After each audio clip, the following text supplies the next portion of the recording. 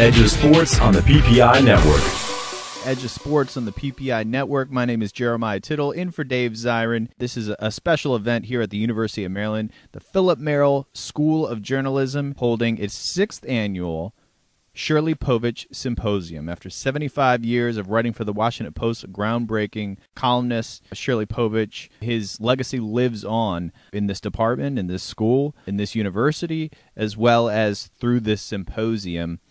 And now, Laron Profit, former Maryland guard, we're going to hear his conversation with Rick Doc Walker. Doc, tell us a little bit about why this event is important to you, and what do you think we can all get away from this, being here, part of a special night and occasion?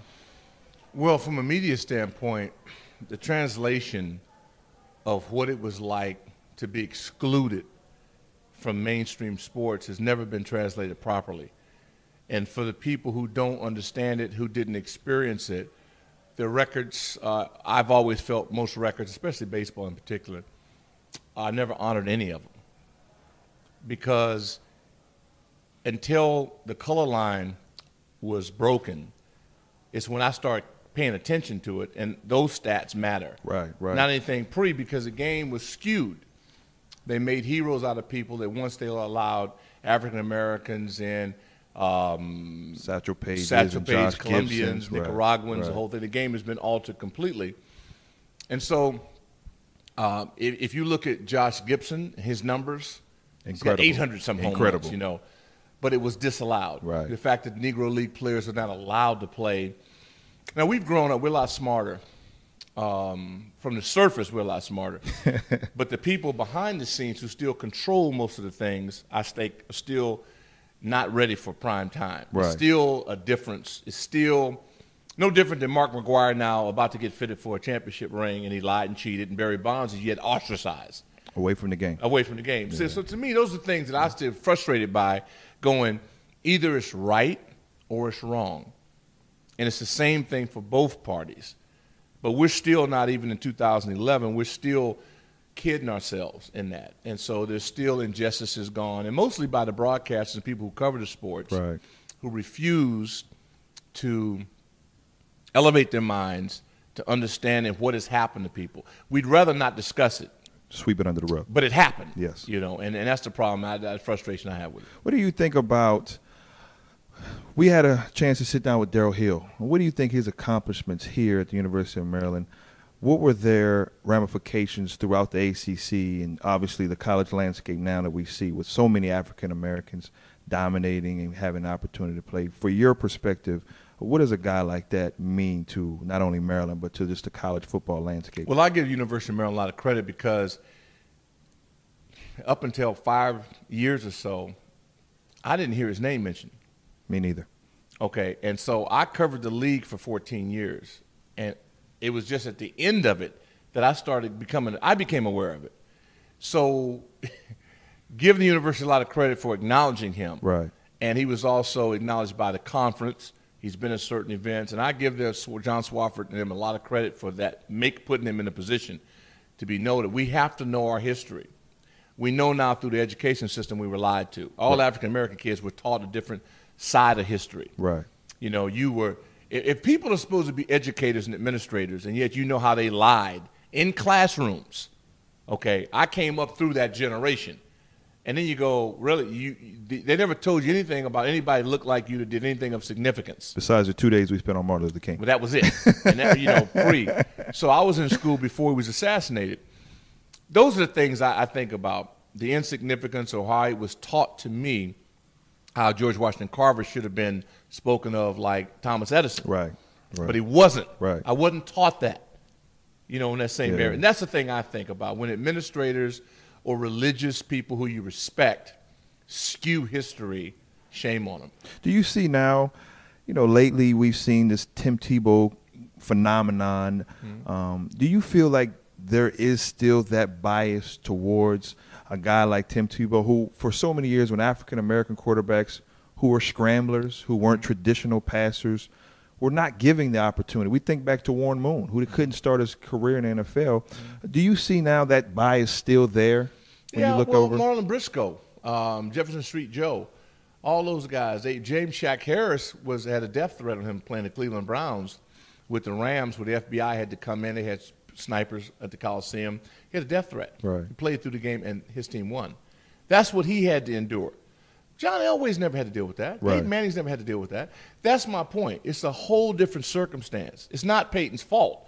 It's not anybody's fault. Right. But let's acknowledge that it's a different set of circumstances.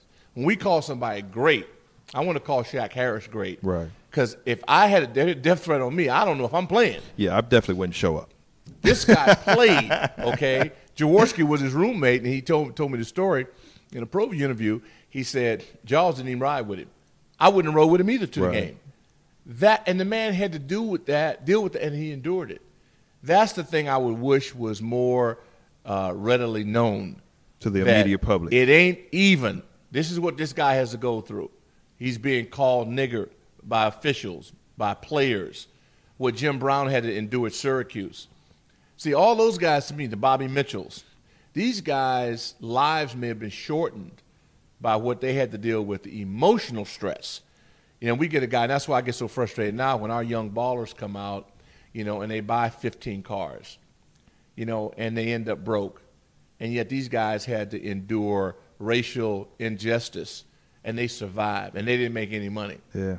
I wish the young ballers would read their history books, pay more of attention. I think they'd make better financial moves if they understood what had to The take hardships. place Yeah. for them to get this. Yeah. That's the part that frustrates me now about the young ballers. Well, yeah, speaking of that, Doc, what do you, as a guy who's played in the NFL, who's had a long and distinguished career, your interaction now with the younger athletes, what do you come away thinking a lot of times when you're interacting with them? There's some good guys. There's some good guys? Really good kids.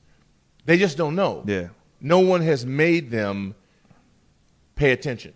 Aware. Nobody has made them of their do history. That. No. And their no. sacrifices. Obviously, some of their parents have, some of them haven't. Right. Some of their teachers and coaches have, some of them haven't. But it's not like, I mean, I have never interviewed LeBron, but I know Kobe Bryant knows his history. Yeah. Because he always talks about Oscar Robertson. He talks about people before him. Yeah. I want to hear that on all these guys. And if they don't say it, it tells me they don't know it. Acknowledge. They don't know it. Yeah. You know, and when I hear people talking about the greatest, Oscar Robertson. Who gets left out a lot. He's left out. Who gets left out a lot. And people are giving awards over things he did naturally. He averaged things for seasons. And these people are being applauded for it now, and I go, they don't get it. I feel like that about Kareem Abdul-Jabbar. Oh, well. Me personally, yeah. I feel when people talk about the game and the greats, they, for whatever reason, maybe because Kareem wasn't the greatest media guy. No, he wasn't. But he came up in a time where skin color mattered. Yeah. And he was very aware of his history. He was very involved. We would see the pictures of him and Jim Brown and Muhammad Ali advocating for civil rights, being a part of it. There's no group like that now. Ever. Now. There's not a group that could ever say they were as involved and willing to risk as much as that group did for the betterment of their people. But I feel like he gets left out a lot of times. He does. When but you look Bill at Russell, you know, the greatest of all time. Then you look at the suit. When those brothers were shown, they're all in suits and ties. They sharp. You know Muhammad Ali was sharp. They were always in suits and ties. Yeah. We got guys now, the NBA labor strike, people going in, and guys show up in sweatsuits. They don't get it. You know, they have dress codes. They pay money not to dress. You know, they're defying this rule. It's more important to have 5 carats in your ear than it is for you to understand how you got the opportunity to play the game. Right. And them guys are wearing Chuck Taylors. I tell you, if you could run in Chuck Taylors, let alone jump in them, you ought to be You're a bad man. medal for that. You're a bad man. And yet these, but who's the greatest? Well, you know, it's debatable. But it's all sports, not just picking on basketball, football, Major League Baseball. Kurt Flood should be. Yeah, the doctor. He should be. Jerry West is the logo.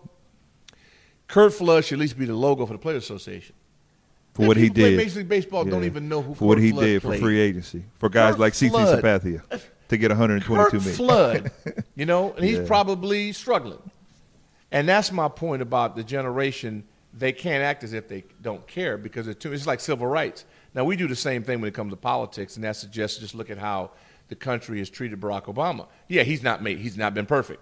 But no man has been in that position has been perfect. No one's been handed that deck of cards that he but had. But the either. biasness and the injustice and just the references and how he's been treated, disrespected, shows you on both sides. On both sides. On both sides of the aisle. Black people discriminate against black people more so than white people ever will. I definitely agree. So those are the things I look at and I just go, we're not ready yet. Well, switching tones a little bit, Doc. Obviously, you've covered ACC football, and University of Maryland has been struggling. What do you see is going wrong? Obviously, it's Coach Edsall's first year. It's going to be growing pains. But coming off a season where you had the ACC preseason player of the year, Coach Friesian obviously won Coach of the Year last year. What do you see that needs to change for this season to obviously change, but obviously moving forward for Coach Edsall to have success? Well, he's got to get his players to play better. I mean, that's it. I mean, I think, there are great coaches, no doubt about it, but the players have to get the job on the field. On the field. And they haven't had really a great defensive player here since Merriman, probably. Since Sean Merriman. Yeah. And then there were years and we were ripping off a first or second round pick at linebacker every year. This was linebacker U for 10 years. Yeah. DeQuell Jackson, E.J. Henderson. They came out. There was an expectation. Yeah. Now, and it comes in, the kids you bring in have got to be able to play. And so they obviously missed on some people. Yeah. Then the people missed on themselves. The kids here at University of Maryland, in my opinion, have got to be accountable for themselves. I don't know about Coach Edsall because I haven't been around the program. Right. Everything is closed, and they're very secretive in what they do. And, hey, man, do what you got to do. Very Nick Saban-like. That's fine. No. But Nick Saban, Tom Coughlin, his tree, he came through. Those people all did the same thing. Right. They all won, and it's acceptable. Yeah, when you win, you get to do that. You can do whatever you want to do. But, he's got to now get the kids to do their job. Right. Here at Maryland, there's been an emphasis over the years on what number am I going to wear. And I had a chance to speak to the whole team last year. And it would frustrate me as a broadcaster every year guys changing the numbers. And the year they were coming off 2-win season. I said, your number is 2. That's how many games you won. Right. You ought to all wear that or wear a mask. I told them they should be wearing masks. All these emphasize over what they're going to wear, how they look. No, uniforms, it's how you play. And pads. It's how you towels. Play. Got to play better. Yeah. And it's every guy on every level has got to get the job done. And defensively, which I focus on that first. Danny O'Brien had a great season under a different program. Different system. He missed. He threw 5 picks. He had people in the flats. He made bad decisions, which cost him his job. That wasn't Randy Edsall. Right. That's on Danny O'Brien, from my vision. And the other kid, I would take a kid who ran over a kid who threw in college. It was me, because that changes the game when your quarterback's mobile. Now Danny got back in. He can run, but in the beginning he didn't run. He was reluctant. Now he's running. Yeah. It's going to make him better. Right. But he needs help up front, and it's just. They drop passes. That's not the coach.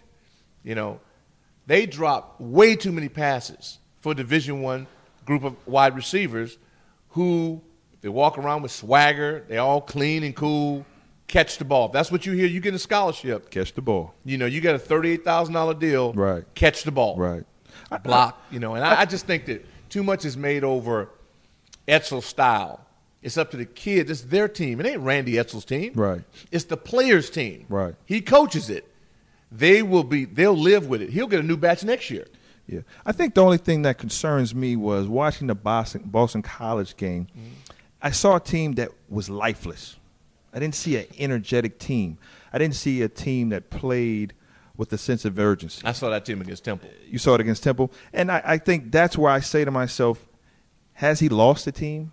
Do they have confidence in him? I think have the kids lost themselves. Randy's got, 5-year deal? Something like that. He's fine. Yeah. These kids, these seniors, that's it for them. Yeah. They're done. The juniors only have 9 more. It's not on the coach. It's on the players. You're a great basketball team. They decided that they wanted to. You hear about Duke and Carolina your whole career, but you beat them. You know what I mean? I don't want to hear about the coach. I want to hear about the players. Are they going to class? Are they passing drug tests? Are they doing what they got to do? There's too much crap with the players, in my opinion. Too many distractions. They need to man up. I feel you. You're here to get an education and to represent the University of Maryland. And if this is your example of representing University of Maryland, to me it's unacceptable. But that's on the kids. That's on the kids. You know, you're on a scholarship. You're here for 4 years. Does Randy Edsel have to tell you to go to class? He shouldn't. He shouldn't have to tell you to go to class. He got to tell you to lift weights. He shouldn't have to tell you any of that. Right. All he should be telling you what scheme we're going to run. Right. Here's our offense. Put Here's them in proper positions to Put them in a succeed. position to play. Yeah. And if he don't put them in the right position, then get yourself in the right decision. Are you going to let a coach put you in a scheme that you can't be successful in? Not for long.